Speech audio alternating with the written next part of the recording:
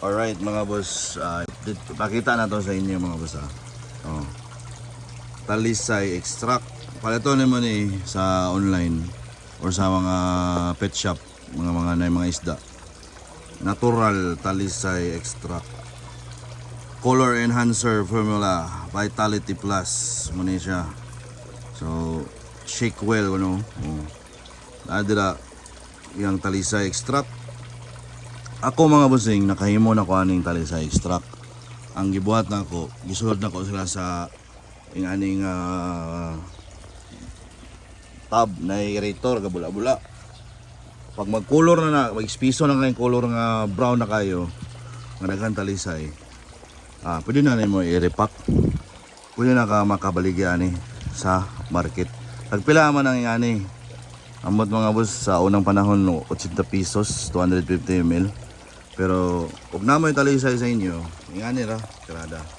Pag mulugdang mulugdang sila ang talisay, magtanin na yan, mag color brown na, antibacterial.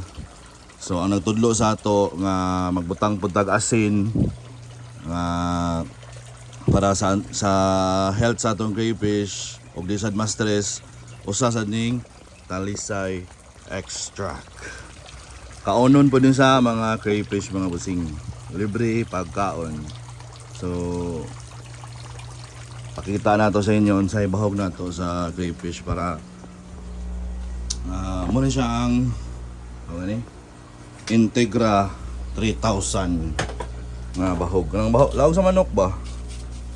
Muna na mong lawog sa crayfish mga busing.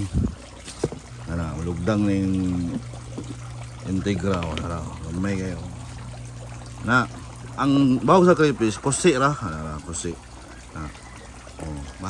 lugdang sa mga boss wala na.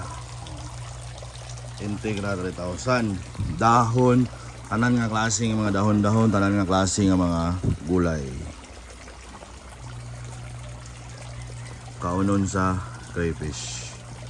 So mula na itong gi-share sa inyo mga boss nga idea nga kung sa crayfish mura na yung ipakaon dahon og lahog sa manok o daghang itchiburitchi mura kauno nila mga boss.